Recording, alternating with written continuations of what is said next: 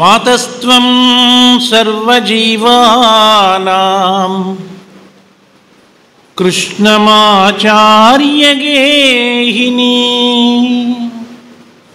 మాతస్త్వం సర్వజీవానాం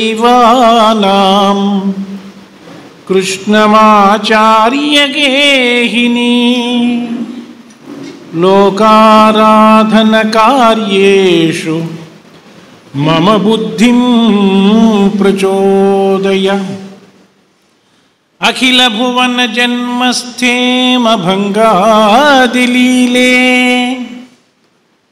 వినత వివిధ భూతౌరాత రక్షైక దీక్షే. శృతి శిరసి విదీప్తే శృతి శిరసి విదీప్తే బ్రహ్మణి శ్రీనివాసే. రస్మిన్ సేముషీ భక్తిరూపా మంత్రజాల సమాకృష్ట జనగోపీ సమావృతం లోకావనవ్రతం దేవం కృష్ణం వందే జగద్గురుం. ప్రాయస్వ చరణౌ పుంసాం శరణ్యత్వేన పాణినా కృపయా దిశతే శ్రీమద్వేంకటేశాయ మంగళం. ఒక 40-45 సంవత్సరాలుగా నేను చూస్తూ ఉన్నాను గురు పూజలు అనేటువంటి ఒక మాయా బజార్. ఈ మాయా బజార్లో ఒక తమాషా ఏమిటంటే ఇక్కడ కూర్చునేటువంటి వాడికి సిలబస్ ముందు డిజైన్ చేయబడి ఉంటుంది. అబ్బాయి పొద్దుట మాట్లాడుతూ జయ విజయుల కథ చెప్పాడు. ఇంట్లో తప్పెవడిది, తప్పులు ఎంచుట ఎట్లా, తప్పు ఎంచకుండా ఉండకుండా అందరినీ సమంగా దృష్టితో కాపాడేటువంటి వాడు స్వామి కాపాడుతాడు అని. ఇప్పుడు ఇంతకుముందు మాట్లాడినటువంటి సీతారాం గారు ఒక ప్రస్తావన చేశారు. మాస్టర్ గారు అన్నీ ఇస్తారు, నీకేది కావాలన్నా ఆయన్ని అడుగు, ఆయన ఇస్తారు. రెండవది ఉద్ధవుడు మైత్రేయుడు రకరకాల పేర్లు చెప్పారు. ఆ టాపిక్కే నేను చెప్పబోతుంది. పొద్దుట అబ్బాయి మాట్లాడుతూ ఎవరిది తప్పు అని కాదు, ఈ పుస్తకంలో అత్యద్భుతమైనటువంటి ఒక సంఘటన వాడు కీలకం, ఈ గ్రంథం మొత్తానికి కీలకం వాడు ఉదయం చెప్పినటువంటి సంభాషణ. దుష్టులుండిన కదా శిక్షణ, ప్రస్తుతము దురాచారమంతయు దుష్టులు ఉన్నారనుకొనుట వలననే జరుగుతున్నది.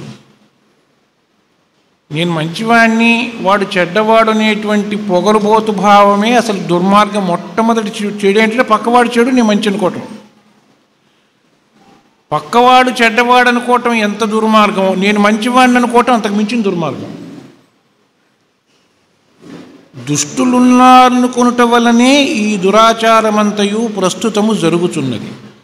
ఆ భావము తొలగినచో అందరూ శిష్టులే కదా. ఈ ప్రాతిపదిక మాస్టర్ గారి జీవితానికి ఈ గ్రంథం వ్యాఖ్య అని నేను భావిస్తాను. నువ్వేంద్ర ప్రతి ఎప్పుడు చెప్తే ఆ పుస్తకం వ్యాఖ్య అంటావంటే నాకు తప్పు కాదు, అది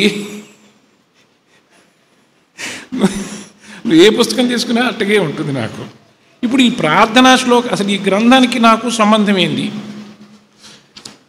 మా అన్నయ్య ఆ మధ్య ఈ కరోనా సమయంలో అక్కడ ఒక కాంగ్రిగేషన్ లాగా పెట్టి ఒక్కొక్కడు ఒక పుస్తకం మాట్లాడినాడు. అప్పుడు 4 ఏళ్ల క్రితం ఈ పుస్తకం గురించి రాసుకున్నాను. నాకు ఒక పిచ్చ చిన్నప్పటి నుంచి ఈ పుస్తకం అంటే. అప్పటి నుంచి నాకు దొరకలే. మధుసూదన్ రావు గారు ఆ మధ్య ఫోన్ చేసి నువ్వు బందర్ రావాలా, నువ్వు మాట్లాడు, దొరికేట్రా ఛాన్స్ ఈ పుస్తకం గురించి నిన్న కాసేపు పట్టుకున్నావి, నేను ఇక్కడ మధ్యలో పారిపోయినాడు అనుకో. ఈ పుస్తకంలో ఉండే తమాషా ఏమిటి? ఆ పేరు దగ్గర నుంచి అన్ని దుర్మార్గమే. ఈ గురు పూజలు ఇందాకే చెప్పా, ఎక్కిరాల వారి మాయా బజార్. ఇక్కడికి రాకుండా ఉండలేం, వాస్తవంగా ఓపిక వినియోగం రాకుండా ఉండలేం. వాడు అడిగితే నేను బస్సు ఎక్కొచ్చా, విమానం ఎక్కొచ్చా, పరిగెత్తి ప్రతివాడు కథ చెబుతాడు. రాకుండా ఉండలేం, ఉండకుండా వెళ్ళలేం. ఇక్కడి నుంచి ఉండకుండా వెళ్ళలేం. మళ్ళా రేపొద్దున మళ్ళీ ఎప్పుడు గురు పూజ నీ గోలగోలు మళ్ళీ పోతు ప్రతివాడు మాట. ఈసారి గురు పూజలు బాగా జరిగినాయి. ప్రతి గురు పూజలో నేను ఈ మాట వింటూనే ఉంటాను, నేను అంటూనే ఉంటాను. అది ఏందో నాకు ఈ 40-50 ఏళ్ళుగా అర్థం కావట్లేదు. అందువల్ల ప్రాయస్వ చరణౌ పుంసాం శరణ్యత్వేణ పాణిన శ్రీ వెంకటేశ్వరుడు ఒక పని చేస్తాడు. ఎట్లా పోయేది, వచ్చి కాళ్ళదన్నం పెట్టు అంటాట. అటు తిరుగుతాం ఇంతక్కడ వచ్చి కాళ్ళదన్నం పెట్టుట.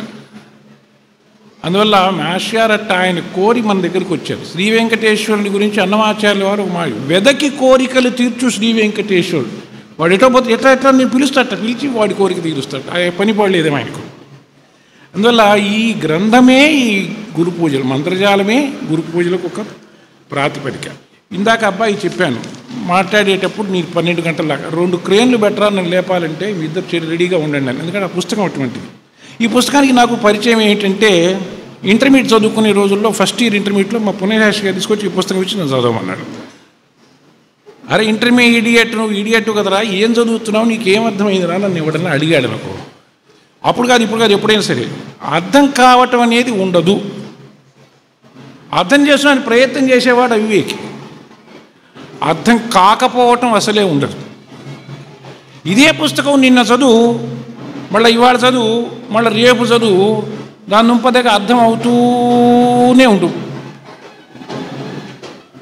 పైన దీంట్లో కొత్త విషయం ఏదన్నా ఉందంటే ఏముండదు, అన్నీ మనకు తెలిసిన విషయాలే ఉంటాయి.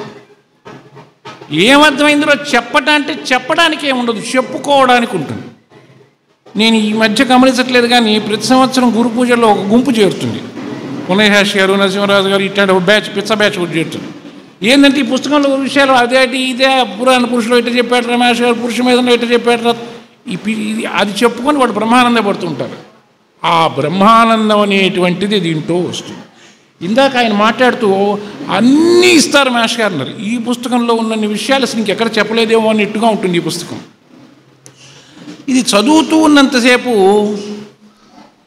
నువ్వు ఉండవు, అంతవరకు మాత్రం నేను ఖాయంగా చెప్తాను. అంటే మనం అనేది ఉండము. ఏముంటుందంటే హాయిగా ఉంటాం, ఆనందంగా ఉంటాం. ఈ పుస్తకం కోసం నేను ఒక అబద్ధం ఆడాను, మేష్ గారి మీదనే అబద్ధం ఆడాను. 82-83 హోమియో క్లాసులకు మేము వెళ్ళినప్పుడు అక్కడ ఏదో నన్ను వాళ్ళు ఏం చేశారంటే, అక్కడ కార్యకర్తలు బుక్స్ నువ్వు సేల్స్ కౌంటర్ బెటర్ అబ్బాయి అమ్ము అన్నారు.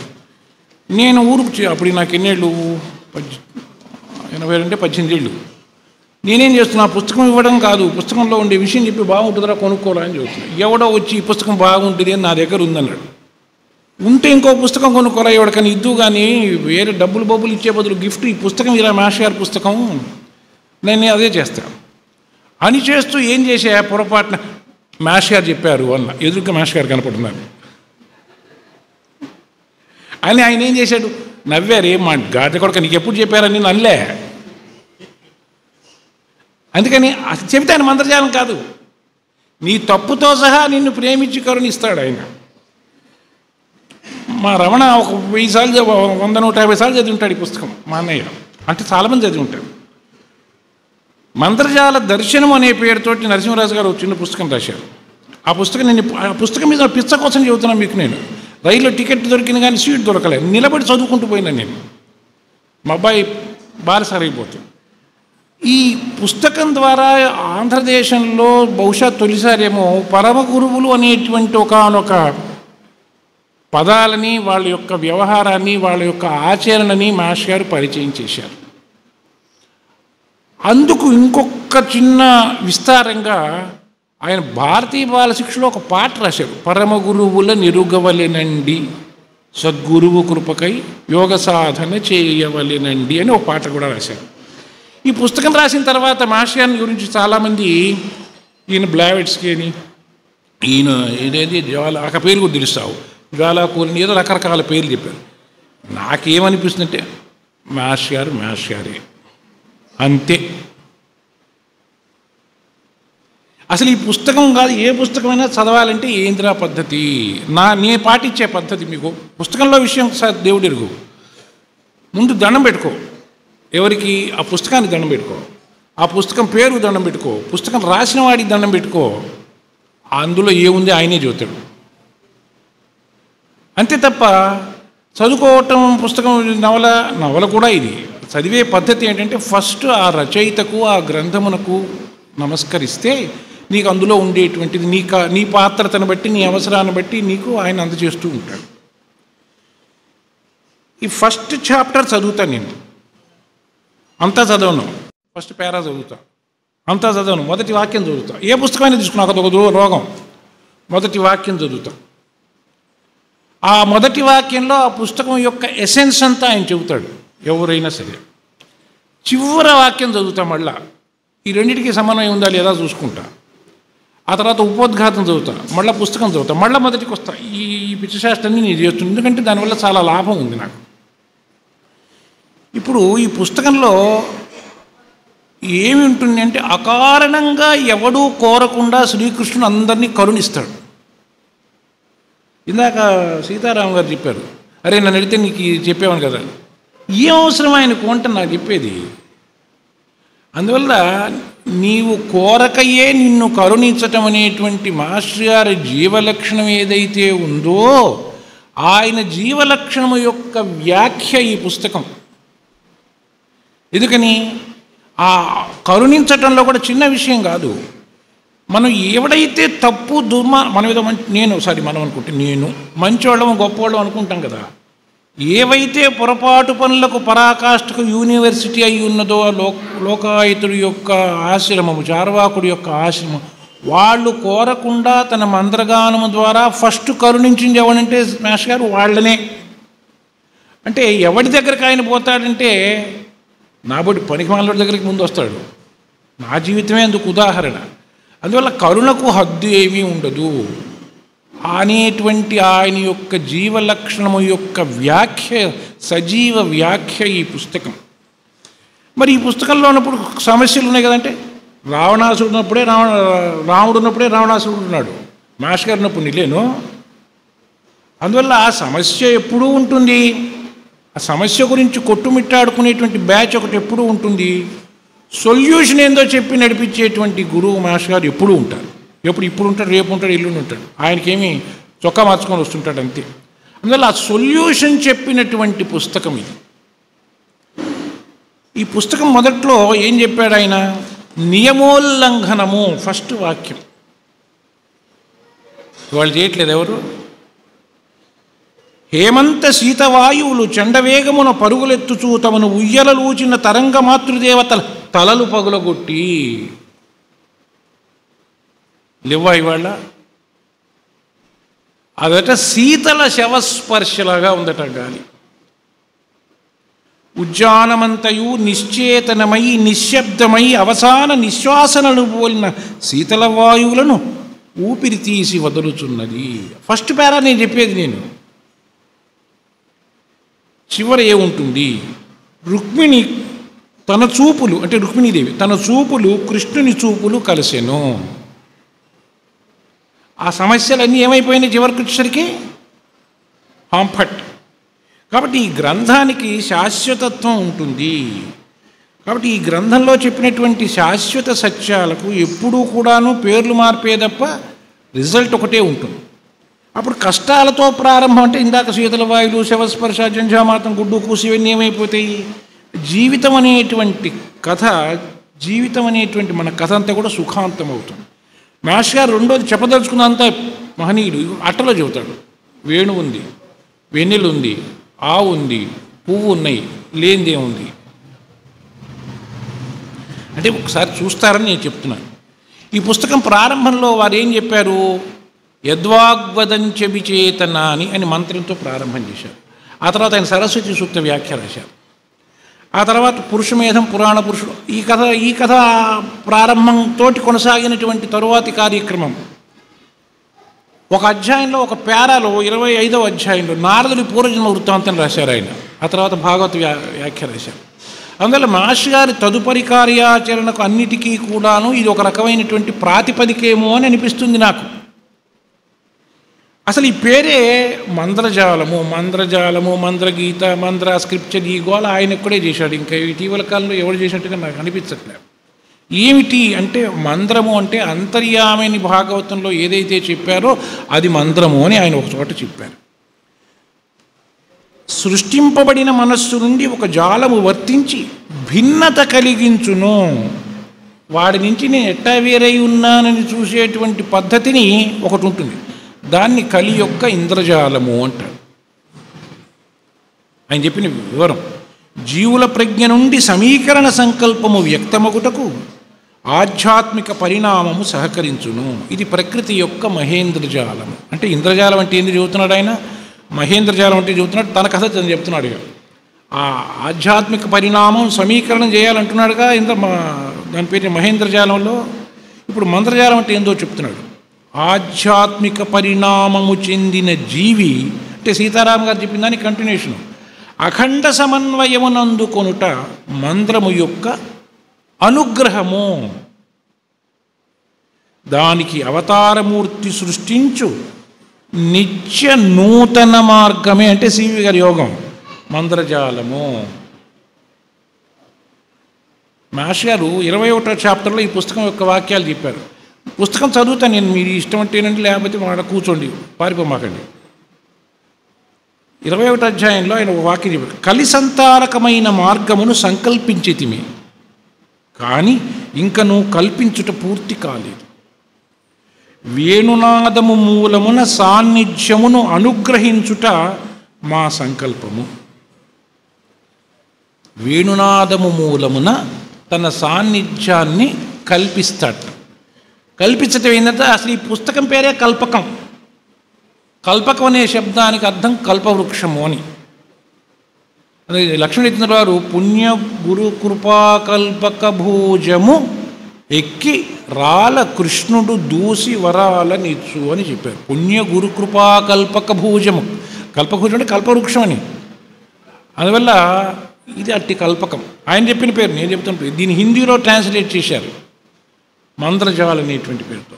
ఆ మధ్య మనం గుంటూరు గురు పూజల్లో ఈ పుస్తకాలు మనవాడు అందరు రిలీజ్ చేస్తుంటే ఆ ఉక్రెయిన్ ఒకతను వచ్చాడు. వాడికి అర్థం కాలే ఈ మైక్లో జరిగే భాషణ. ఓ సంచి నిండా పడకొచ్చి ఏంటంటే వాడు వాళ్ళ భాషలో ట్రాన్స్లేట్ చేసిన పుస్తకాలు చూపించాడు నాకు, అందులో కూడా వెళ్ళిందని నా భావం. ఈ మాస్టర్ గారి యొక్క పుస్తకాల గురించి మా తాతగారు రామకోటయ్య గారు, శేషగిరిరావు గారు ఒకసారి మా అన్నయ్యని పురుషమేధంలో ఒక చాప్టర్ చదివి వినిపించమన్నారు. చదివి వినిపించారు. చదివి వినిపిస్తే వీడు చదువుతుంటే వాళ్ళు దాదాపు ఒక గంటకు పైగా కాలం వాళ్ళకి అసలు ఫిజికల్ మన భౌతికమైనటువంటి కాన్షియస్ లేదు, వాళ్ళు అటాగా ధ్యానంలో ఉండిపోయినారు. అంటే నువ్వు చదివితే నీకేం వస్తుంది అని ఎందుకు ఒక ఉదాహరణ చెప్పాను నేను, అంతే. ఎందుకు ఒక 5 వాక్యాలు వినిపిస్తాను. చీకటి కనిపించదు, చీకటి ఉన్నట్లు కనిపించును. ఏంద భాష? అట్లే గానము వినిపింపక గానమున్నట్లు వినిపించుచుండెను. అది అభ్యాసవశమున కలుగుచున్న భ్రాంతి ఏమో. ఏది? గానం ఉన్నట్లు వినిపించటమట. భ్రాంతి అగుట నిజమైనను భ్రాంతి యందు వేణుగానమున్నది. అతడు ఏమంటే ఈ చర్చ చేసేవాడు ఉద్ధవుడు. అతడా గానము వినవచ్చు సవ్వడిని బట్టి అన్వేషణమునకు మార్గమును నిర్ణయించుకొన యత్నించెను. ఎక్కడి నుంచి వినపడుతుంది అని ప్రయత్నం చేశాడు. ఆ గానము వినిపించుచున్నట్లు తన హృదయమందు అనిపించుచున్నది. గానమును బట్టి యానము సాగవలెనన్నచో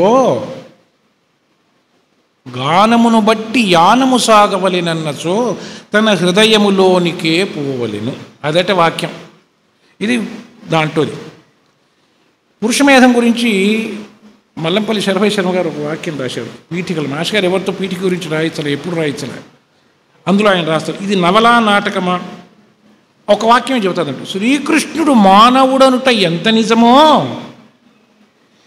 దీన్ని నవల అనటం కూడా అంతే నిజం, అంతే కథ. మాస్టర్ గారు తమ గ్రంథాలని అంకితం ఇచ్చినటువంటి సంఘటనల్లో ఆయన తన జన్మదిన సందేశంలో చెప్పారు, తన యొక్క జీవితం త్రిపుటి. తండ్రి గారి శిక్షణ, థియోసఫీ యొక్క నాలెడ్జ్, మూడవది మాస్టర్ గారి యొక్క యోగం. ఈ మూడి యొక్క త్రిపుటి నా జీవితం అని చెప్పారు. అట్లాగే తండ్రి గారికి ఇప్పుడు ఈ పుస్తకం ఏమో బ్లావెట్స్కి మాతకు అంకితం ఇచ్చారు, తల్లి గారికి ఏమో గోదా వైభవం అంకితం ఇచ్చారు, తండ్రి గారికి ఏమో పురుషమేధం అంకితం ఇచ్చారు. అంటే తన యొక్క 3 రచనలలో 3 తను నడిపినటువంటి వాళ్ళకి చెప్పారు. అసలు ఈ పుస్తకం గురించి ఆయన ఎక్కడ చెప్పాడు అంటే పురాణ పురుషుల్లో చెప్పాడు. ఈ పుస్తకం గురించి ఆయన చెప్పిన పురాణ పురుషుడు. నా ఈ కృష్ణావతారతత్వ వివరణ గ్రంథ రచనము అప్రయత్నముగా మంత్రజాలమను గ్రంథములో ప్రారంభమై పురుషమేధమను గ్రంథములోనికి సాగినది. మరల సింహావలోకమున కృష్ణ జననము వైపునకు విస్తరించి పురాణ పురుష గ్రంథ రచనగా సాగినది. అంటే సాగిందని పురాణ పురుషుడు చెప్పిన తర్వాత మళ్ళీ వచ్చినాయి. అంటే ఆ సాగటం అనేది ఆగదు. ఆ తర్వాత అన్నయ్య రాసిన గరుడకేతనము, దాన్ని ధర్మ, నేను పేరు ఎందుకు మర్చిపోయాను, ఏమిటది, ధర్మకాయుడు, అవి సాగినాయి. ఇవి పేరుకి 7 నవలలు. ఏ పుస్తకానికి ఆ పుస్తకం లబ్ధుగా ఉంటుంది, కానీ చదువుకుంటే అన్నింటిలో కంటిన్యూటీ ఉంటుంది. అంత తేలికైన విషయం కాదు. ఈ గ్రంథ రచనకు ఆయనకు 15 రోజుల కాలం మాత్రమే పట్టింది. ఎట్లా అంటే ఒకళ్ళ ఇంట్లో భోజనం చేస్తుంటే అంత మెరుపు మెరిసినట్లు జరిగింది అన్నాడు. నేను ఇందాక ప్రార్థనా శ్లోకాలు అమ్మగారి గురించి చెప్పాను. నాకెందుకో ఈ పుస్తకానికి ఆ ప్రార్థనా శ్లోకం బాగా సమన్వయం చెందుతుంది అనుకుంటాను. మమ బుద్ధిం ప్రచోదయ, అందులో ఒక మాట. వాడు లోకాయతుడు, చార్వాకుడు, రక్తశర్మ ఇద్దరు చనిపోయినారనేటువంటిది అనుకొని వాడికి ఇంకా పూర్తిగా నమ్మకం కలగదు, అమ్మయ్య పీడ పోయిందనేటువంటి ధైర్యం వస్తుంది. అట్లాంటి స్థితిలో ఉన్నాడు లోకాయతుడు. చార్వాకుడు, రక్తశర్మ చనిపోయినారని వినబడి తమాషా ప్రయోగం, వెక్కి వెక్కి ఏడ్చుచూ పక్కపక్క నవ్వినాడు. వెక్కి వెక్కి ఏడ్చుచూ పక్కపక్క నవ్వినాడు. బ్రహ్మవేత్తను, వేదాంగ పారంగతుడును, నాకేమి గతి పట్టినది? ఇందరి బ్రతుకులకు చిచ్చు పెట్టి తిని వారికి నేను నేర్పిన దుశ్శీలము ఫలము నన్నే దహించినచో నా జన్మ చరితార్థమగు. నాలో జీర్ణించుకుని వేదమంత్రమూర్తులారా, నన్నేల ఇంతకాలం ఉపేక్షించింది. ఓ వేదమాత గాయత్రి, నీ శక్తి నాకన్నా నీరసించినదా? నీ శక్తి నాకన్నా నీరసించినదా? దుష్ట శిక్షణమునందు మీరే ఉదాసీనులైనచో రక్షణ ఎక్కడ? పాపసముద్రము ధర్మసేతువును ఉల్లంఘించి సుఖశాంతి మాగాణములను ఉప్పు పంటలు వేయవలసినదేనా అనేది ఒక వాక్యం తింటాం. అందువల్ల ఆ మమ బుద్ధిం ప్రచోదయాకు నాకు ఇదేదో బాగా రిలవెన్స్గా అనిపిస్తుంది.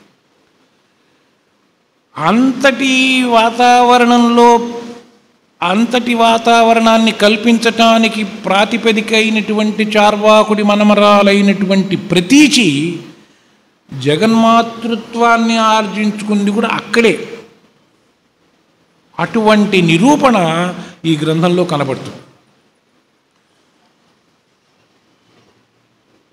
ఇప్పుడు మనం ఇందాక శ్రీవారి ప్రార్థన ఒకటి చెప్పుకున్నాం, అఖిల భువన జన్. దాంట్లో సేముషి భక్తి రూప అని చెప్తాం. మానవుణ్ణి భ్రష్టు పట్టించేటువంటి విద్యల్లో మొట్టమొదటి విద్య ఈ తెలివని. దాని దుంపవి అది ఎంత లేకుండా ఉంటే అంత బాగుపడతారు. ఈ పుస్తకంలో ఆ తెలివి గురించి చాలా 4-3 చాప్టర్స్ ఉన్నాయి.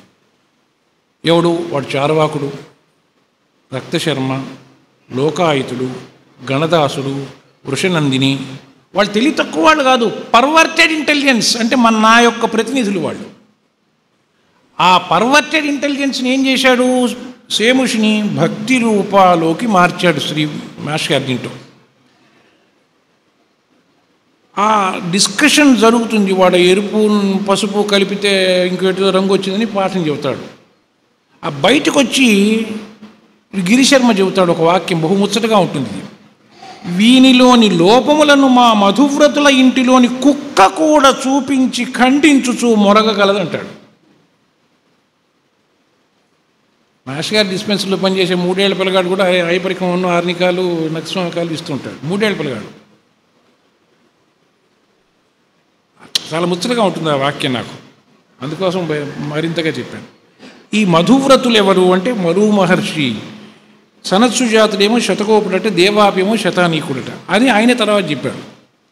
ఇందాక మనం అనుకున్నాం కదా, తన యొక్క జీవలక్షణమే మాస్టర్ గారు ఈ గ్రంథం రూపంలో ఇచ్చారని.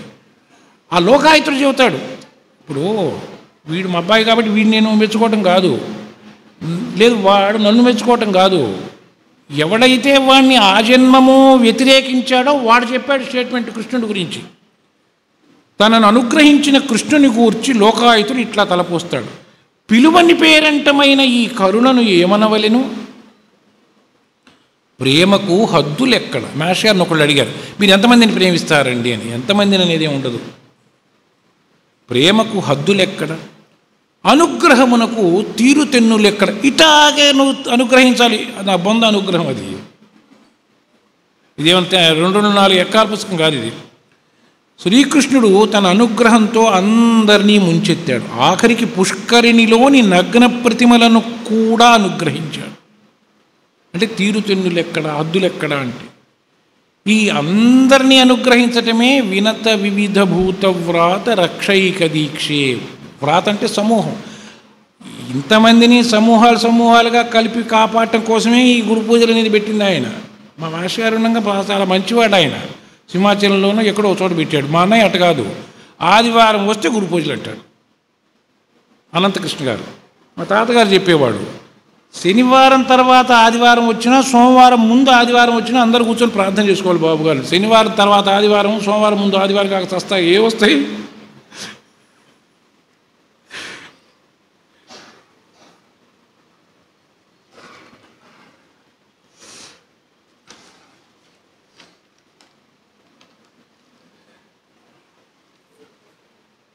ఈ రచనాకాలం 72-73లో అప్పుడు ఆంధ్ర రాష్ట్రంలో ప్రత్యేక తెలంగాణ, ప్రత్యేక ఆంధ్ర ఉద్యమాలు జరుగుతున్నాయి. వాటి యొక్క బీజం ఇవాటికి కూడా అవే ఉన్నాయి.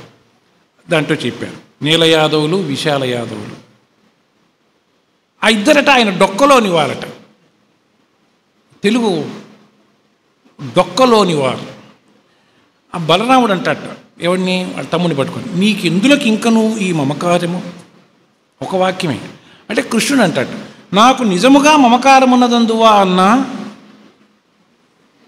అనలే. కృష్ణుడు జాలిగా నవ్వెను. ఎవరిని చూసి జాలిగా నవ్వాడో చెప్పడు. నీకున్నది, అప్పుడు మళ్ళా బలరాముడు అంటాడు, నీకున్నదో లేదో కానీ నాకు దుర్వాసుని శాపము నాటిండి యాదవులపై మమకారము అంతరించినది, ఫుల్ స్టాప్, ఏహ్యభావము అంకురించినది అంటాడు. రెండు భిన్నమైనటువంటివి. దానికి కృష్ణుడు చెబుతా అంటే మాస్టర్ గారు చెబుతున్నారు, అన్నగారు క్షమింపవలెను. ఆయన తిట్టే బూతులన్నీ తిట్టి క్షమించండి అనుకోవద్దు అనేవాడు మాస్టర్ గారు. ఇదే విషయం నేను అమెరికాలో చెప్పాను, దాని పేరు ఏంది, బెజవాడలో చెప్పా, గుంటూరులో చెప్పా, లండన్లో చెప్పా, దాన్ని ఏమంటారా బఫెలోస్లో చెప్పా. ఏ ఒక్క బఫెలో కూడా లేచి అడగలేదు, నాకు చెప్పలేదు అన్నారు. క్షమించండి, దీనికి ఏదైనా తేడా ఉంటే చెప్పండి అనేవాడు మళ్ళా. అందువల్ల ఆయన ఏం చెప్పాడు, అన్నగారు క్షమింపవలెను. నేను ఎందుకు చెబుతానంటే నా గోల, ఆయన తన గురించి రాశాడు ఈ పుస్తకం అంటే నేను నా గోలది.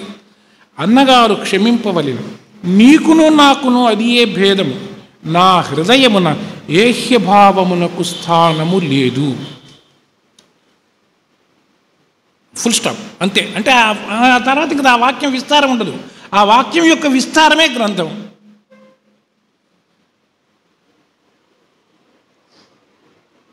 మంత్రజాల సమాకృష్ట జనగోపీ సమావర్తని యతీంద్రుల వారు ఒక శ్లోకం రాశారు. ఇందులో ఒకడు ఉంటాడు, చిత్రభాను అని ఒక పిల్లవాడు. వాడు చెబుతాడు ఒక వాక్యం వాళ్ళ నాయన గురించి.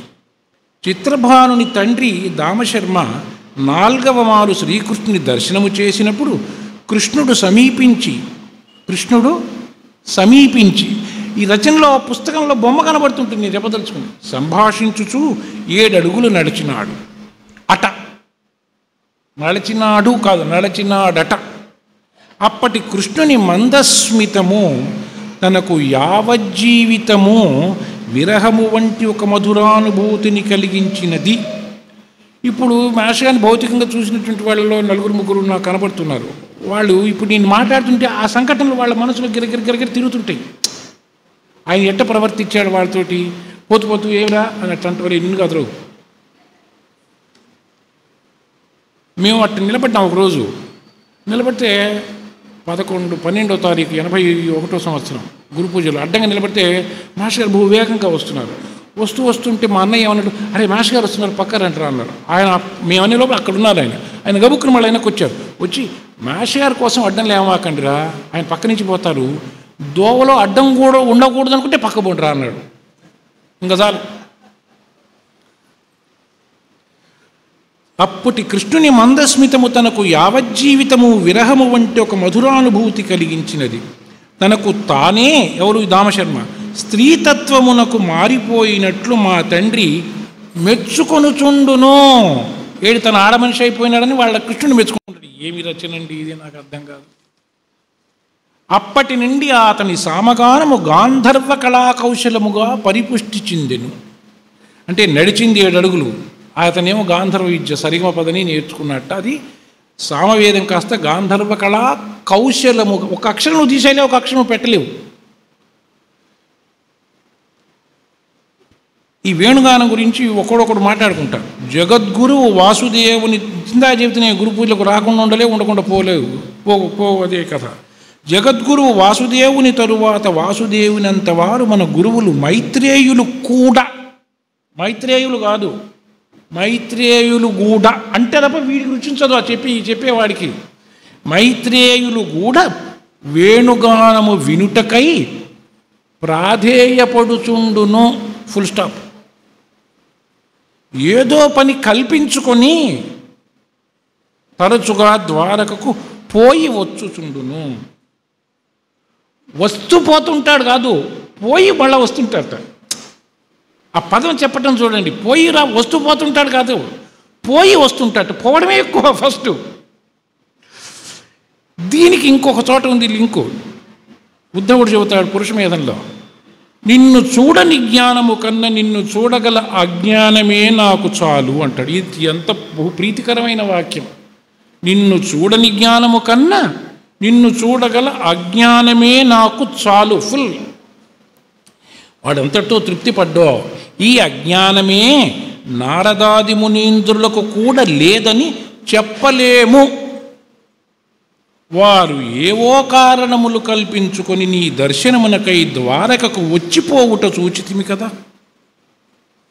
కనుక మరి ఒక మారు నీ మోహన రూపమును నాకు దృగ్గోచరము చేయుము. నీ వంశీనాదమును మరి ఒక మారు వినిపింపు. నీకై పరుగులెత్తిన గోపికలు, వాడు మూలాన్ని పెడతాడు. వీడు అజ్ఞానులని అనలేము కదా అంటాడు. వాడు అజ్ఞానం అయితే నేను అజ్ఞానం చెప్ప.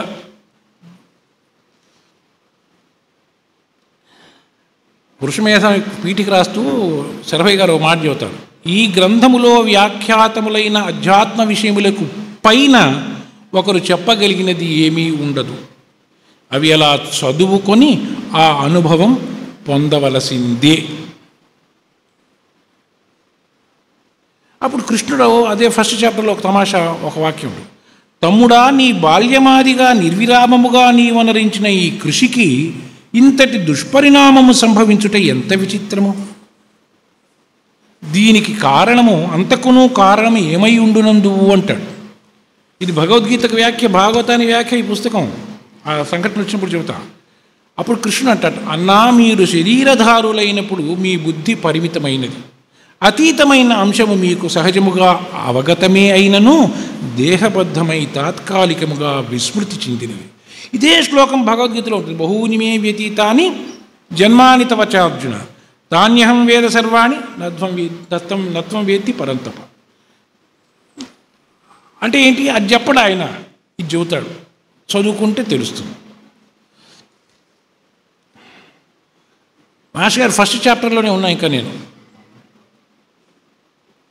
మాస్టర్ గారి రచనలో ఒక బొమ్మ కనబడుతుంది.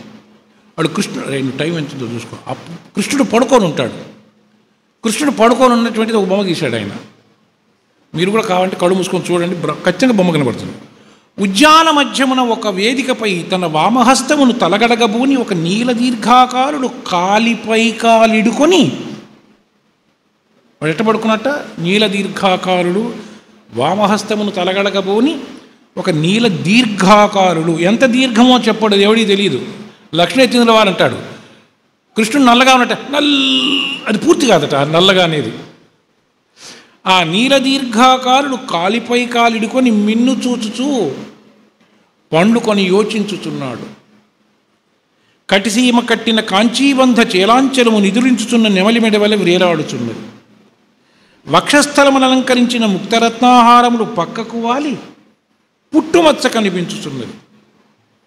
ముంగురులు మొగమున చెదరి, బొమ్మ కనబడుతుంది, నాకు కనబడుతుంది, మరి నీ మీసంగా నాకు తెలియదు. నీల విదీర్ఘ తరంగిత కేశబంధము రాతి పలకపై నీలాలు కుప్పపోసినట్లున్నది. పక్కను రాతి పలకపై సికిపించాలంకృత మణికిరీటము పడి ఉంది. అట మీకు ఈ పుస్తకం అంతా చూడండి, నాటకంలా కూడా ఆడవచ్చు ఈ పుస్తకాన్ని. బలరాముడు పాత్ర ప్రవేశపెడతాడు ఆయన. బలరాముడు పాత్ర ప్రవేశపెడుతూ బలరాముడు వచ్చాడని చెప్పడం, ఆ పురాణ పురుషుల్లో కనుక కాళ్ళకే కళ్ళున్నాయా అన్నట్టుగా ఒకటి దిగుతుంటాడట ధృతరాష్ట్రుడు. పాము బుస కొట్టుచున్నట్లు అంటే వాడు ఆదిశేషుడు అవతారము వచ్చింది బలరాముడు అన్నట్టుగా చెబుతారనమాట. ఆ కృష్ణుడు ఎట్టా ఉన్నట్ట, రవి అస్తమించుచున్నను వికసించియే ఉన్న, రవి అస్తమిస్తున్నా అంటే కృష్ణుడి నిర్యాణం తర్వాత జరగబోతూ ఉన్నది. ఈ సమాజం అంతా వైక్లభ్యంగా ఉంది. ఉన్న కళ్ళు వికసించియే ఉన్నాడు. రవి అస్తమిస్తున్నా వికసించియే ఉన్న నేత్ర పద్మదళముల నుండి అర్థనిమీలిత దృష్టి, చాలా గొప్ప వాక్యం, సూర్యాస్తమయ దృశ్యమును తిలకించుచు అనుమతించుచున్నట్లున్నది అంటాడు. సూర్యాస్తమయాన్ని అంటే ఉన్మేష నిమిషోత్పన్న విపన్న భువనావళి అని మీరు అనుకుంటే, అప్పుడంటే ఒక తపస్వి వారి దగ్గరికి వస్తాడట. మైత్రేయుడి వర్ణన మనకి ఎక్కడ, నేను చదువుకున్న కాస్త పుస్తకాల్లో నాకు కనపడలే. ఈయన చెప్తాడు, ఒక తపస్వి వారిని సమీపించి నమస్కరించాడు. అతడు ఆజానుబాహువు, కరగిన బంగారము వంటి మేనికండలు. బంగారమే చూడడం, కరిగిన బంగారం అట. అవి మళ్ళా సాలిడ్ అయింది. వెడద కన్నుల నడుమ విశాలమైన భూమధ్యముపై రెండు ఊర్ధ్వరేఖలు కలిసి తమ్మి మొగ్గ నిలిపినట్లున్నది.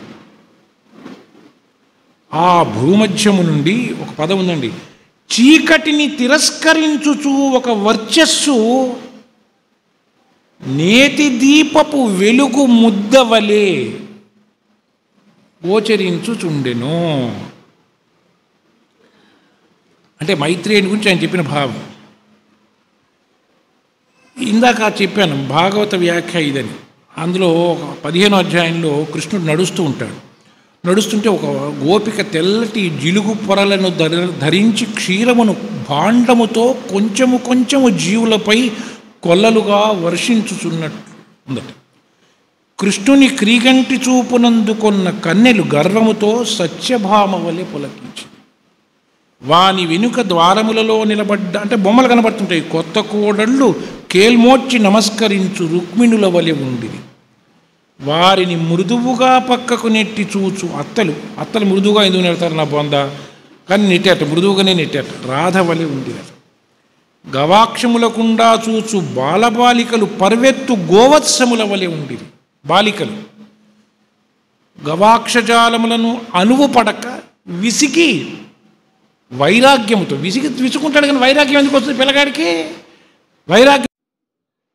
మరి ఏల వచ్చితివి అంటాట కృష్ణుడు. ఏల అంటే ఎందుకు అని క్వశ్చను, ఏల అంటే పాలించటం అని ఒక అర్థం. ఏల వచ్చి తిని అంటే వాడు తక్కువ వాడు కాదు, ఏలటానికే వచ్చాను అని. ఏల ఎలా వర్తించాలో తమరే చెప్పవాలని అంటాడు. మళ్ళీ ఈ తగ్గడు ఏల వచ్చితివి జగములేల వచ్చితివా అంటాడు.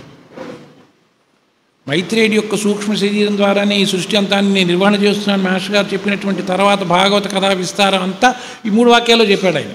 ఏల వచ్చితివి జగములేల వచ్చితివా అంటాడు. వీడంటాడు శిష్యుడు, తమ సెలవైనచో అట్లే అంటాడు అని రిజెక్ట్ చేయలే. నేనేం చేస్తాను సార్, పిచ్చిముడా కొడుకుని చిన్నవాడిని అనలే, నువ్వు చేయమంటే ఏదేం చేస్తావా అన్నాడు. చేయించేది నువ్వు ఉంటే నాకేమి. వాడు మళ్ళా అంటాడు, ఫలానా అందుకు రాలేదు అన్నాడుగా, వీడేమో ఎందుకు వచ్చావు అన్నాడు. మళ్ళా సమాధానం చెబుతున్నాడు మైత్రేయుడు, మీ లీలయే నన్ను ఇటకు రప్పించినది. నువ్వు ఎందుకు వచ్చావంటే నువ్వు రప్పించావు కాబట్టి చెప్పవన్నాడు. అప్పుడు కృష్ణుడు అంటాడు, నా లీల నేల వచ్చితివి, నా లీలను పాలించడానికి వచ్చావురా అబ్బాయి అంటాడు. నా లీలను ఎందుకు వచ్చావని ఒక ప్రశ్న, నా లీల నేల వచ్చితివి అంటే తర్వాత జరిగింది ఆయన లీల పరిపాలన. సరే, వీడి గడియారం 15 నిమిషాలు. ఇందులో పురుషమేధంలో ఒక వాక్యం, నీ మంద్రమయమైన పరబ్రహ్మజాలమును జీవులలో వ్యాపింపచేయుటకు నీకొక సిద్ధపురుషుని సూక్ష్మదేహం ఆవశ్యకమని పూర్వము చెప్పి ఉంటివి. దానికై నా సూక్ష్మదేహమును వినియోగింప అనుగ్రహించి తిని కూడా చెప్పి ఉంటివి. నీకొక సూక్ష్మదేహంతో నీ యొక్క శరీరంతో నీ యొక్క సూక్ష్మదేహంతో నిర్వహించలేవా అని అడుగుతాడు మైత్రేయుడు. అప్పుడు కృష్ణుడు అంటాడు, నాకొక సూక్ష్మదేహమని లేదు, కార్యవశమున ఎవరి సూక్ష్మదేహమునైనను వినియోగింపవలెను. మీరిద్దరునూ నా కట్టివారు. ఎవరు? మైత్రేయుడు, ఉద్ధవుడు. మూడవ వాడుగా విదురుడుండునని మానవ ప్రయత్నము చేసి తిని వాని స్థానమున పరీక్షిత్తు సంసిద్ధుడయ్యను. అంటే కృష్ణుడు అంత గోల్ చేస్తే ఎన్ని టికెట్లు సంపాదించాడు? 3.5 టికెట్లు. ఉద్ధవుడు, మైత్రేయుడు సగం, పరీక్షిత్తు ఫుల్లు, విదురుడు సగం. మాష్ గారు ఈ 2 టికెట్లు సంపాదించాడు, బుజ్జి అనంతకృష్ణ.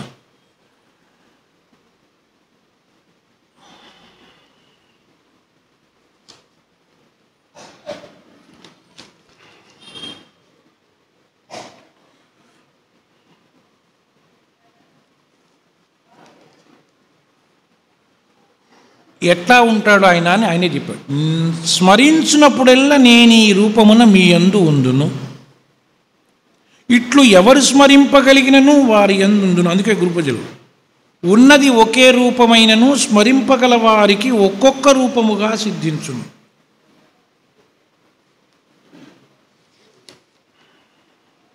చిత్రభానుడు అంటే నాకు మూల పురుషుడు అనమాట. వాడంటాడు, కృష్ణునికి ఎదుట పడిన వారు వానికి దాసులగుదురు, వానికి అంతటి శక్తి ఉన్నదన్న నమ్మకము నాకు లేకున్నను దూరముగా ఉండుట ఎట్లయినను మంచిదని నేను జాగరూకత వహించితే. ఇతరుల చిత్రపటములను చూడరాదు. వాడు లోకాయతుడిను చార్వాకుడిది రక్తశర్మది పెట్టుకోవచ్చట, మరి ఇతరులు కాదు. అది వేణుగానము నిషేధం, ఎందుకంటే భయం. విశాల మానవతావాదము పేర ఇవాళ జరుగుతుంది, ఎడ్యుకేషన్ సిస్టంతో జరుగుతున్నది అదే. విశాల మానవతావాదము పేరు ఒక జాతి లోపములను ఎత్తి చూపుట, ఒక భూమి జనులలో వైకల్ప్యమును ఉద్దేశించుట, ఒక అఖండ సంస్కృతి స్రవంతిని విచ్ఛిన్నము చేయ యత్నించుట మానవత్వమునకు వ్యతిరేక లక్షణమని నా హృదయమున ఒక ఘోష. ఆ స్కూల్లోకి వెళ్తూ ఉంటారట, ఆ కాలేజీ, ఆ యూనివర్సిటీ, లోకాయుతుల యూనివర్సిటీలోకి వెళ్ళే బాట ఉంటుందట. కొండ చిలువ పొలుసుల్లాగా, నోరు తెరుచుకొని పడుకున్న కొండ చిలువ పొలుసుల్లాగా ఉందట ఆ బాట, ఆ యూనివర్సిటీలోకి వెళ్ళే బాట. ఇవాళ యూనివర్సిటీలు కూడా అట్టుగా ఉంది. నాకు నిన్న వీటితో మాట్లాడుతుంటే, అందుకే అఘాసురుడు అని ఒకడు ఉంటాడు, అదే కదరా పేరు. ఆ కొండ చిలువను చంపుతాడు కృష్ణుడు. అంటే మళ్ళీ ఈ వ్యవస్థలన్నీ మూసుకునే రోజు మరింత దూరం లేదు. ఆ ప్రతీచ అనేటువంటి అమ్మాయి ఒక మాట్లాడుతుంది, ఇది వరకు ఎన్ని సిద్ధాంతములు మారలేదు, ఇందొక వింతై ఉన్నది, ఇక మారుటకేమియూ మిగిలి ఉన్నట్టు నాకు అందుటలేదు. మనస్సు అనేక సిద్ధాంతములను పిండి బొమ్మల వలె రూపొందించుకొనవచ్చును, మరల ముద్ద చేసుకొనవచ్చును, కానీ ఇది మనస్సే కరిగిపోయిన స్థితి. పిండి ఉన్న కదా రొట్టె, ఈ పైన ఏమున్నది ఏమో నాకు అందుటలేదు, ఈ నేను మునుపటి నేను కాను. ఇది పెద్ద చాప్టర్ కానీ దాని జోలి పోను నేను. మాష్ గారు తెలుగు ఎట్టా ఉంటుంది, గిరిశర్మ ఉన్నట్ట పేలుడు చువ్వలాగా లేచి నిలబడ్డాట. అంటే అవాయి చువ్వ అంటామే, వాళ్ళు లేచి నిలబడ్డ పద్ధతిని ఆయన చెప్పిన పద్ధతి. హేమ కన్నులలో పరుషమైన పవిత్రత గోచరించినది, పరుషమైన పవిత్రత. ఆ అమ్మాయి ప్రతీచి గురించి ఒక శబ్దం ఉంది, వ్యథానమ్రములు అని. ఏమిటి నా జీవితం, ఇటువంటి యూనివర్సిటీలో వచ్చి పడ్డాను అని ఒక వ్యథ. ఇటువంటి యూనివర్సిటీలో పడ్డావాడు కృష్ణుడు నన్ను కరుణించాడే, అది పూర్తిగా ఇంకా నాకు తెలియలేదే, ఇది సత్యమా అసత్యమా అనేది ఒక వ్యథ. ఆ కృష్ణుడు అది వరకు అహంకారం ఉంటుంది, కృష్ణుడు కరుణించడం వల్ల ఏమవుతుంది, నమ్రత వచ్చింది. ఆ నమ్రత వల్ల, ఆ వ్యధ వల్ల, ఆ రెండులో ఏకకాలములో నిండి ఉన్నటువంటి ఒకానొక ఘట్టము వ్యథానమ్రం అనేటువంటి శబ్దంలో మాష్ గారు చెప్పారు. అంటే ఇవాళ ఈ చెడిపోతున్న పిల్లల గురించి ఆయనకు ఎంత జాలి ఉందనే దానికోసం నాకు ఆ శబ్దం బాగా ముచ్చటగా అనిపిస్తుంది. ఈ ప్రతీచి ఎట్టా ఉందంటే పులిపిల్లలాగా ఉంది, పులి చర్మంతో ఒక చోట కూర్చొని ఉందని చెప్పాడు ఒక చాప్టర్లో. అందులో ఆ పిల్ల ఎట్టా ఉందంటే పులిపిల్లలాగా ఉందన్నారు. వాళ్ళందరూ ఆ ఆశ్రమంలో నుంచి ప్రతీచి వచ్చిందని కలుపుకొని వస్తూ ఉంటారు. ఆ వస్తున్న వాళ్ళు ఎట్టా వచ్చారంటేనట, సూదికి వారు పువ్వులు సూదికి గుచ్చినట్లు ఒక్కొక్కరినే కలుపుకొని ఈవలకు వచ్చిరి అంటారు. అలా తెలుగు చెప్పే పద్ధతి. రక్షక భటులు ఉన్నారట. వాళ్ళు ఎట్టా ఉన్నారంటే వాళ్ళు నిర్భీతికి ప్రతిరూపంగా ఉన్నారు. శకుని గురించి చెప్పారు, ఆశ్రిత మూలచ్ఛేద విద్యలో పారము ముట్టినవారు. ప్రతీచి క్షతకాత్ర కాకూడదు అను అభిమానము చార్వాకునకు కలదు. వాళ్ళలో వాళ్ళు చెప్పుకుంటారు, మన ఆశ్రమం కాదు, కత్తుల బోనులో పూలబాట వంటి.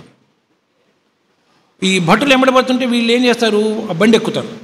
రోకలి కన్నా రోలు నయము అంటాడు. వాళ్ళు డబ్బులు బంగారం కాజేసి హర్షవాంగులకు, యవనుల సేనకు కొంత పంచుతుంటారు. దాని గురించి ఆయన ఏం చెప్పంటే అర్ధనారీశ్వర తత్వం అని చెప్పి, అంటే వాడు సగం ఇస్తారు. తవాప్యర్థం అమావాప్యర్థం.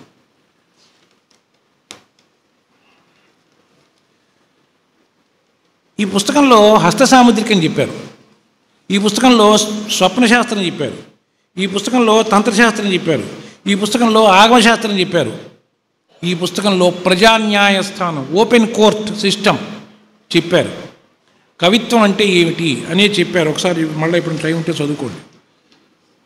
కళ అంటే ఏందో చెప్పాడు, ఇంతకన్నా ఎవరు చెప్పడు. కొన్ని వేల మంది యాదవ నాగరిక జనులు ఆ ద్వారమున రాకపోకలు చేయుచున్నను ఒకరికొకరు కాక పొడి అన్నం మెతుకుల్లాగా ఉన్నారు అంటాడు. కళ అంటే ఏంటి, ఎవడికి వాడు పొడి అన్నము మెతుకుల వలె ఇటు అటు మిట్టి పడుచున్నారు. నగారాల మ్రోతలు రాజవీధిలో ప్రతిధ్వనించి అభయముద్ర తాల్చినట్లు వినిపించుచున్నవి, కానీ సంచరించుచున్న పౌరుల ముఖములపై ఒక భయముద్ర విస్పష్టముగా గోచరించుచున్నది. ఒక్కొక్క ముఖము సంశయముకుళితము. తెల్లవారింది లేచాడంటే ఎవడి ముఖమైన వాడు అద్దంలో చూసుకోండి, పొట్టకూటు కోసమే తప్ప దీని దుంప వెయ్య. సంశయముకుళితము, భీతము, భ్రమాప్రమాద రేఖాంకితము. నడకలలో తొట్టుపాటు, పైవాడని తిడతలేమో. కన్నులలో జాలితో కూడిన కార్యరేఖ, ఎవరిపైననో పట్టుదల, ఎవరినో సాధింపవలెను కోపాతపము, నోటజారిన జంతువును మరల చిక్కించుకొనబోవ యత్నించు పెద్ద పులి కన్నులలోని రేఖ వంటి క్రోధరేఖ. ఇది ఈ శతాబ్దంలో 100 మందిలో 98 మందికి కనబడుతుంది. బాటకు అడ్డముగా ఉన్న వాటిని తొక్కుకుంటూ వెళ్ళిపోతారు తప్ప పక్కకు తొలగించి సదుపాయం చేసుకుని నడిచిపోదామనేటువంటి మంచితనము ఎవరికీ లేదు. అంటే కట్టలు కట్టలుగా జీవరాశులున్న ధరణిపై ఎవరికి వారుగా నిలిపి శూన్యారణ్యమునందువలె హద్దు పెట్టగల ఐంద్రజాలికుడు కలి అని చెబుతాడు ఆయన.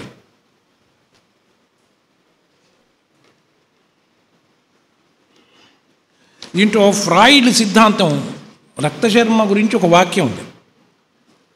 రక్తశర్మ భౌతిక శరీరము దాంపత్య సౌఖ్యమునకు అనర్హము కనుక ఆ తీరని కోరిక పైననే వాని తాత్విక సిద్ధాంతములు అల్లుకొనినవి.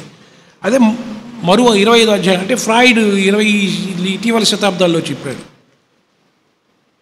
కృష్ణుడి పద్ధతికిను మోడల్ సిస్టమ్కి తేడా ఏంటి? కృషితో నాస్తి దుర్భిక్షం, దున్ని పండించని వాడు శిక్షార్హుడని వాడు చెబితే కృష్ణుడు, దున్నిన వాడితే భూమి అంటే ఇవాటి వాడు.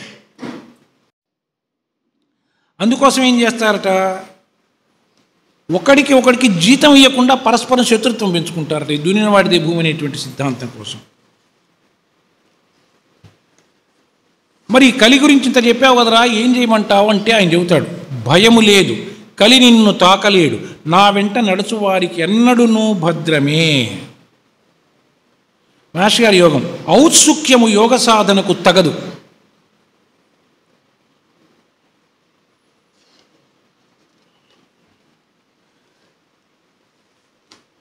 జ్వాలాకులుడు అడుగుతాడు వాళ్ళ గురువు గారిని, ఇటుపై కర్తవ్యమును ఆలకింపుము అని చెబుతాడు. వాసుదేవుని మంత్రజాలము మనకు నూతన యోగ మార్గము. మహర్షి గారు సివి గారి యోగ మార్గం పేరు అదే. మార్గమే నూతనము కానీ యోగ విద్య సనాతనము. ఈ మార్గమున ఉపదేశమనగా వ్యక్తి మారుట, ఈ స్పర్శ తగిలిన తావులెందెల్లను ప్రజ్ఞకు చుట్టూను గూడు కట్టిన కర్మవాసనలు సూర్యరశ్మికి మంచు పొరల వల్లే మాయమగును. అందుకని ఆ పేరు ఏమంటారు వాళ్ళు, భృక్తరహిత తారక రాజయోగము అంటాడు. ఇంకో వాక్యం చెప్పారు, ద్రవ్యం ఎచ్చట నుండునో కలి అచ్చట ఉండును, పాడి పంటలెచ్చట నుండునో నేనచ్చట ఉండును, సాగరమును తరించిన మన వారు పశుగణమును, పొద్దున అబ్బాయి మాట్లాడాడు పశువులంటే, పశుగణమును పంట భూమిని వీడరాదు, గోకులమున గోపాలకులు ధరించిన గొంగళులే మన వారికి బంధమోచన లాంఛనములు. ఈ లాంఛనములతోనే వారు గుర్తింపబడుదురు. లీలార్థమై ఇటుపైన భౌతిక దేహమున నేను అవతరించినను ప్రేమమయమైన నా మంత్ర మార్గము మాత్రము మారదు. కుతూహలము పోయి ఆచరణ మిగులవలెను. చాలా కష్టమైన విషయం ఇది.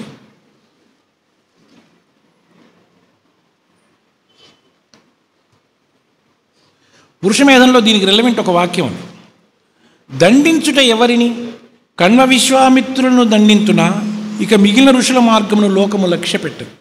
కాదని యాదవులను అంటే మన నాబోటి గడిపేచ్చు. కాదని యాదవులను దండించునా పశువులను చంపిన కన్న ఫలితమేమీ ఉండదు. వారు శిశుపాలని వలె లోకకంటకులైనచో దుష్టులైనచో ఖండించవచ్చును. ఏమీ తెలియని క్రూర జంతువులైనచో చంపవచ్చును. క్రూర జంతువుల వంటి పార్వతేయులు తిరుగుబాటు చేసినచో చంపవచ్చును. యాదవులు సర్వము తెలిసినవారు, నీతియందు దుర్బలులు కానీ దుష్టులు కారు. నీతియందు దుర్బలులు కానీ దుష్టులు కారు. దుష్టుని చంపినచో మిగిలిన వారిని రక్షించవచ్చును, కానీ దుర్బలులను చంపినచో రక్షించకు మిగులువారెవరు? అందుకని ఆయన ఏం చేశాడు? కృష్ణుని మంత్ర మార్గము చాలా సున్నితమైనది. అది ఒక అనుభూతి కౌశలం. ఇందాక గోడ కట్టుకోవటం ఆయన చెప్పారే, బుద్ధిపూర్వకముగా ఎదురు తిరిగిన వారికి తప్ప ఇందెవ్వరికి నీ బాధ కలుగదు. ఈ గ్రంథంలో చివరి కంక్లూజన్లో ఒక చిన్న చోట ఏం చెబుతారు? స్వామి మంత్రజాలము పశ్చిమ ఖండమును అనుగ్రహించును. ఇప్పటికి అంటే కృష్ణ కాలానికి 5000 సంవత్సరం 3000 సంవత్సరముల తరువాత మన స్వామి మరల ఒక దేహమును తాల్చును. వ్యాసమునీంద్రులకు సత్యవతీదేవి వలె ప్రతీచి స్వామికి తల్లిగా జన్మించును. Full stop. ఋత 5000 సంవత్సరముల తరువాత పశ్చిమ ఖండమును జన్మించి స్వామి మార్గమును నేల 4 చెరగుల అంటించును. అంటించిందట బ్లావిడ్స్కీ గారు. చిన్నప్పుడే అదేదో అంటుకుంది అని చెప్పి మాస్టర్ గారు చోట చెప్పారు. కాబట్టి ఈ మంత్రజాలము అంటే ఏమిటి అంటే, రోజు కాసేపు అవకాశం ఉంటే ఏదో పుస్తకం అయింది చదువుకుంటే రక్షణ అనేటువంటిది ఖచ్చితంగా లభిస్తుంది అని చెప్పటానికి ప్రత్యేకంగా ఎవడు ఎత్తుక్కోనక్కర్లేదు. ఇక్కడ కూర్చుని అందరూ వాటికి ప్రత్యక్ష ఉదాహరణలు. మాస్టర్ గారి మార్గం నన్ను అడుగుతారు, ఏమి కాదురా, కొండ వచ్చి మీద పడేటట్టు ఉంటుంది కానీ దూది కూడా మంచు తుంపరు కూడా మన మీదకి రానియడు. ఆయన కాపాడతారు. మనకున్న బలం ఆయనకున్న బలహీనత. ఎందుకంటే మనల్ని కాపాడకుండా ఆయన ఉండలేడు. ఆయన బలహీనుడు. ఆయన మనల్ని కాపాడే తీరుదురుగాక. వాస్తవం.